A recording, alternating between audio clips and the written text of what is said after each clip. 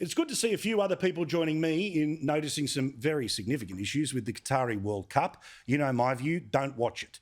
Don't watch it, don't support it. Why? Because, well, as we've told you before, 6,500 migrant workers have died since they were awarded the Games in Qatar. Now, some people have got in touch with me to say that 6,500 people didn't die exclusively building the venues. Paul, you get that wrong. No. According to the embassies of Nepal and Bangladesh and several other smaller countries, 6,500 migrant workers left their country to go and work in Qatar to help build the infrastructure and to build them and get them up to scale for this World Cup, but they have died. Yet, for some reason, that's not enough of a reason for the media to say, don't engage with this World Cup. Instead, they're starting to say it's things like LGBT plus issues and a last-minute change from Qatar, who originally said, as part of bidding for the World Cup, that World Cup sponsors would be honoured.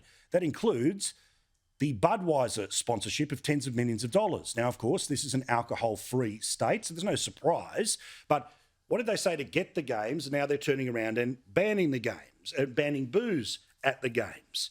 Budweiser now is going to try to go after FIFA for $40 million. But as you've heard, the weirdest thing that happened this weekend, and yet another reason why, stay away from this World Cup.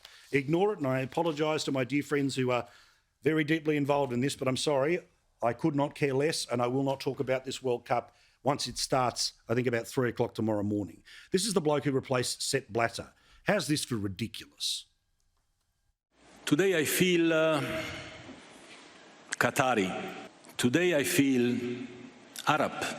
Today I feel African. Today I feel gay. Today I feel disabled.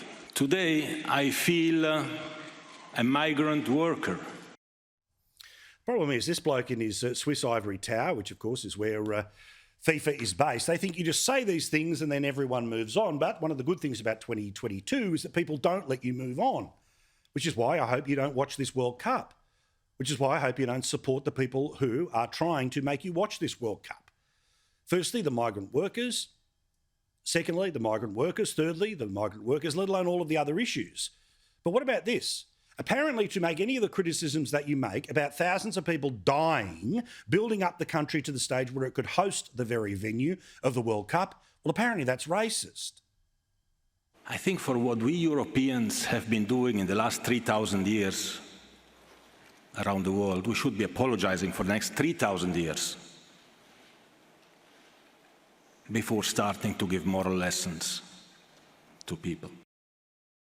Stick it where the sun doesn't shine. All the best to the Socceroos, though. I couldn't care less. I don't care what happens. They could win it. They could lose in the first round like they always do. Don't watch it.